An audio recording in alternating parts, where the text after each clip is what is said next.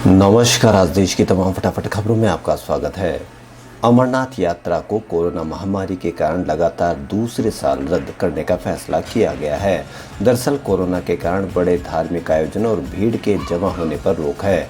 इसी को ध्यान में रखते हुए यात्रा को रद्द किया गया है। सामान्य दिनों में हर साल हजारों लोग पवित्र गुफा में बाबा बर्फानी के दर्शन के लिए जम्मू कश्मीर जाते हैं।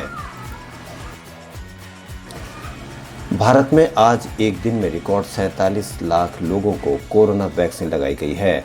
देश में 18 साल से अधिक उम्र के सभी लोगों के लिए कोरोना वैक्सीन मुफ्त दिए जाने के पहले दिन ही ये रिकॉर्ड बना है। सरकार ने 21 जून से टीकाकरण कार्यक्रम को तेज गति देने का ऐलान किया था।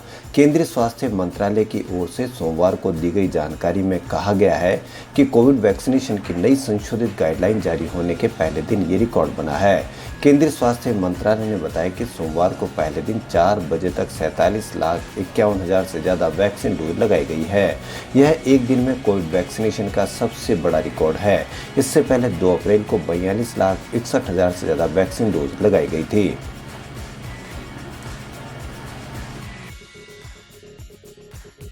राष्ट्रवादी कांग्रेस पार्टी के प्रमुख शरद पवार मंगलवार को गैर कांग्रेसी विपक्षी दलों की बैठक की मेजबानी करेंगे। पवार ने पीएम नरेंद्र मोदी और बीजेपी के खिलाफ एकजुट होने की संभावनाएं तलाशने के लिए विपक्षी पार्टियों की बैठक बुलाई है। बैठक में कांग्रेस को आमंत्रित नहीं किया गया है। तृणमूल कांग्रेस के नेता यशवंत सिन्हा, राष्ट्रमंच के जनप्रतिनिधियों के साथ साथ कुछ गैर कांग्रेसी विपक्षी दलों के नेता कल शाम 4 बजे शरद पवार से मिलेंगे। राष्ट्रीय जनता दल के नेता तेजस्वी यादव को भी न्योता दिया गया था, लेकिन पार्टी सांसद मनोज झा कल दिल्ली में नहीं है। आम आदमी पार्टी के नेता संजय सिंह को भी शरद पवार की घर होने वाली मीटिंग के लिए निमंत्रण दिया गया है। टीएमसी नेता यशवंत सिन्हा के राष्ट्रीय मंच की ओर से कांग्रेस सांसद विवेक तनखा को भी बैठक के लिए न्योता दिया गया है। हालांकि तनखा ने बताया कि वे बैठक में हिस्सा नहीं लेंगे। 16 जून 2021 से विवेक तनखा दिल्ली से बाहर है।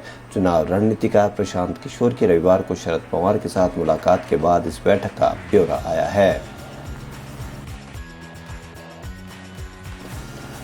अयोध्या में राम मंदिर जन्मभूमि ट्रस्ट की खरीदी जमीन में एक और विवाद जुड़ गया है। अयोध्या के एक परिवार का कहना है कि ट्रस्ट को बेची गई ये जमीन उनके पुरखों के वक्फ की है। हरीश पाठक ने इसे गलत तरीके से ट्रस्ट को बेचा है, जबकि 2018 में सुन्नी सेंट्रल वक्फ बोर्ड इसे वक्फ की जमीन न होने का सर्टिफिकेट भी दे चुका है। उनका कहना है कि वो इसे हाईकोर्ट में चैलेंज करेंगे। राम जन्मभूमि ट्रस्ट के खरीदे गए खूबसूरत बाग के साथ तमाम बदसूरत विवाद जुड़ते जा रहे हैं और सबसे पुराना विवाद यह है कि दावा है कि ये जमीन हाजी फकीर मोहम्मद वक्फ की है, जो 1924 में वक्फ की गई थी। यह वक्फ अलल औलाद है। इसमें उनके वंशज जमीन का उपयोग कर सकते हैं, लेकिन बेच नहीं सकते हैं। इसे बाद में बेचने पर मुकदमेबाजी हुई और अब उनके वारिस बड़ी अदालत में इसे चुनौती देना चाहते हैं। दिल्ली में कोरोना को लेकर डिप्टी सीएम मनीष सिसोदिया ने प्रेस कॉन्फ्रेंस करके कहा कि कोरोना से बचने का सबसे सटीक इलाज है वैक्सीनेशन। कई देश ऐसे हैं जिन्होंने अपने लोगों को प्राथमिकता के आधार पर वैक्सीन लगवाई है और खुद को मास्क फ्री घोषित किया। बहुत देश हैं जिन्होंने अपने देश में वैक्सीन बनाई, दूसरे देशों से खरीदी। कई देश इसका उदाहरण है। अगर केंद्रीय नेतृत्व चाहे तो न सिर्फ पूरे देश को वैक्सीन लगाई जा सकती है, बल्कि मास्क फ्री भी हुआ जा सकता है। लेकिन हमारे देश में वैक्सीन का संकट है।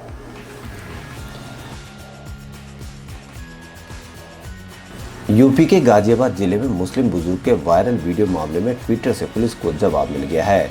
ट्विटर के अधिकारियों ने कहा है कि इस मामले के लिए वे वीडियो कॉन्फ्रेंसिंग के जरिए उपलब्ध हो सकते हैं।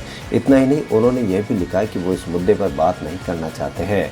इसके अलावा उन्होंने गाजियाबाद पुलिस के भेजे गए नोटिस में कुछ बदलाव करने के लिए कहा है।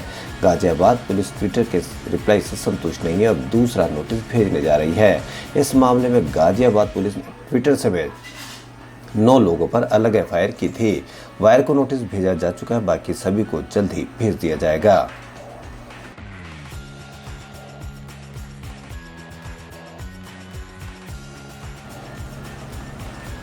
पंजाब में आम आदमी पार्टी के प्रमुख और दिल्ली के मुख्यमंत्री अरविंद केजरीवाल ने बड़ा ऐलान किया है। सोमवार को उन्होंने अमृतसर में कहा कि अगर इस बार के विधानसभा चुनाव में उनकी पार्टी जीती तो मुख्यमंत्री सिख समाज से ही बनाया जाएगा। यह दुनिया भर में रहने वाले सिखों का हक है। इस दौरान कांग्रेस नेता नवजोत सिंह सिद्धू को लेकर चल रही अटकलों पर केजरीवाल ने कहा कि वह कांग्रेस के वरिष्ठ नेता हैं, हम उनका सम्मान करते हैं। पंजाब में अगले साल विधानसभा चुनाव होने हैं, ऐसे में यहाँ राजनीतिक सरगर्मियां तेज होती जा रही है।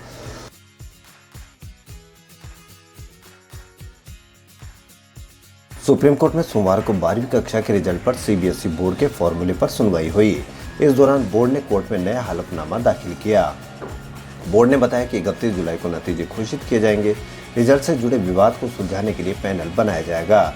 ऑप्शनल एग्जाम के लिए ऑनलाइन रजिस्ट्रेशन की व्यवस्था की जाएगी। अगर हालात सुधरे तो एग्जाम 15 अगस्त से 15 सितंबर के बीच कराए जा सकते हैं। ऑप्शनल एग्जाम में प्राप्त अंकों को ही फाइनल माना जाएगा।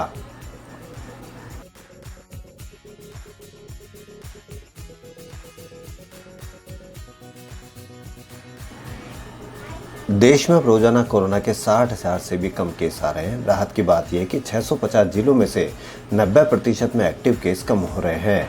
एक्टिव केस का मतलब ऐसे मरीज जिनका भी इलाज चल रहा है। हालांकि 70 जिले ऐसे जहां पिछले हफ्ते यानी 12 से 19 जून के बीच एक्टिव केस में बढ़ोतरी रिकॉर्ड की गई है। इनमें भी सिर्फ 27 जिले ही ऐसे हैं जहां एक्टिव केसेज में बढ़ोतरी 100% से ज़्यादा रही और 10 जिलों में बढ़ोतरी सिंगल डिजिट में देखी गई।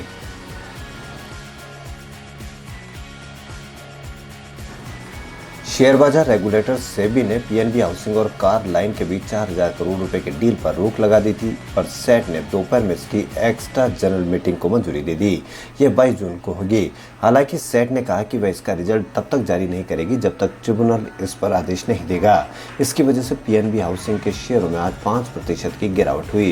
यह लोअर सर्किट पर पहुंच गया, यानी एक दिन में इससे ज्यादा गिरावट इसमें नहीं हो सकती है।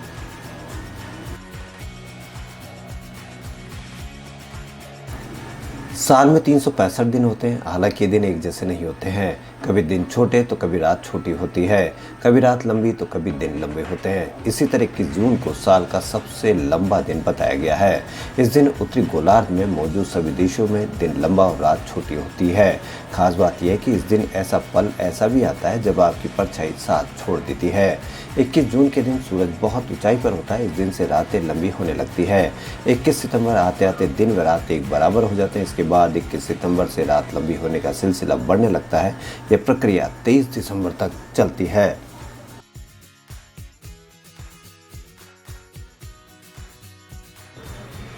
संयुक्त राष्ट्र में भारत ने साफ किया है कि नए आईटी नियम सोशल मीडिया के आम यूजर्स को ताकत देने के लिहाज से डिजाइन किए गए हैं। आईटी मिनिस्ट्री ने रविवार को इस बारे में जानकारी दी। यूएन ह्यूमन राइट्स काउंसिल के 3 एक्सपर्ट्स ने 11 जून को भारत सरकार को पत्र लिखकर कहा था कि नए आईटी नियम अंतर्राष्ट्रीय मानवाधिकार मानदंडों के हिसाब से नहीं है। ये ग्लोबल ह्यूमन राइट्स का उल्लंघन करते हैं। खबरों में फिलहाल इतना ही। यदि आपको हमारा चैनल पसंद आए तो लाइक, सब्सक्राइब और शेयर अवश्य करें। धन्यवाद।